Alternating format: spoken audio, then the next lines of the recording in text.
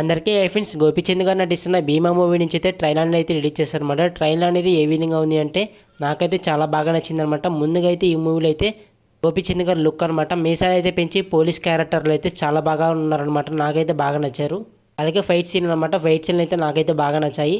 అలాగే ముఖ్యంగా మాట్లాడుకున్నట్టయితే బీజం అనమాట, బీజం అయితే చాలా బాగుంది, నాకైతే చాలా బాగా నచ్చింది. ముఖ్యంగా అయితే డైలాగ్స్ అనమాట, డైలాగ్స్ అయితే బాగా రాశారనమాట. ఈ ట్రైలర్లో అయితే నాకైతే బాగా నచ్చింది. గోపీచంద్ గారు చెప్పిన డైలాగ్ అయితే ఉంది కదా, ఊచకోత మొదలెడితే ఈ ఊర్లో ఉన్న శ్మశానం కూడా అయితే మిగలదు అని, అదైతే బాగా నచ్చింది అనమాట నాకైతే.